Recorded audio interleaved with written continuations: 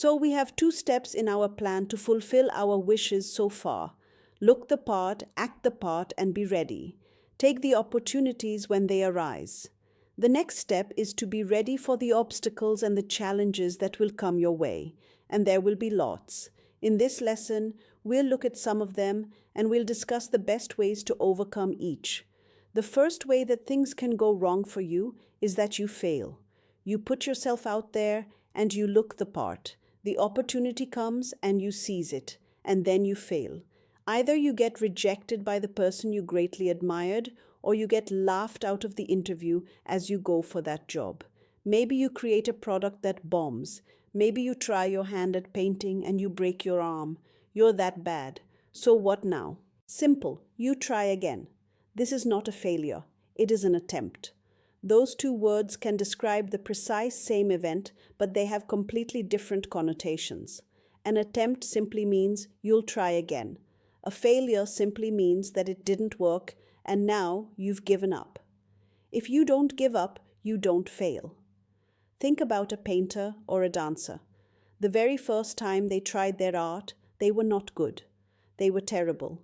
It is highly rare to ace anything the very first time. Instead, repeated trial and error is what eventually led them to become great. And it's the same for anything you want in life. Anything you want in life requires skill. And skill requires practice, patience, and repetition. So if that first man or woman turns you down, you try again. If you get fired, you try again. If your business goes bankrupt, you try again.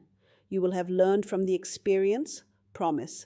And when you try the second time, your odds of success will have just gone up. Have you ever been offered a job and turned it down because you don't think you can do it? Have you ever been in a role and hated it because you feel you're not contributing enough? Because you're scared you're going to be fired any moment?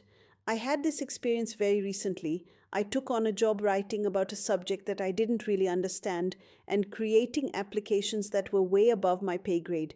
It was some scary stuff, but I faked it until I made it. I accepted every task they sent my way, and I tried damn hard. I even stayed up late working on those jobs. Over time, I got better. Now I'm confident in that role, and I know that I'm so much more valuable as a result. And actually, it turns out that most of the most successful people in the world feel the exact same way. Most of everyone feels the exact same way. This is what you call imposter syndrome. Imposter syndrome is a psychological phenomenon and affliction that affects many of us.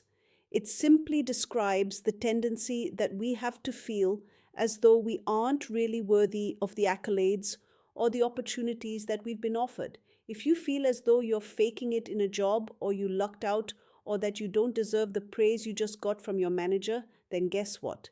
You have imposter syndrome, but so does everyone else. You know Elon Musk? I bet he has it too, and David Beckham. But you wouldn't be where you are right now unless you deserved it. Even if you have to work a little harder, if you are capable of faking it, then you are better than 99% of the competition. In that case, you do deserve whatever has come your way. So own it.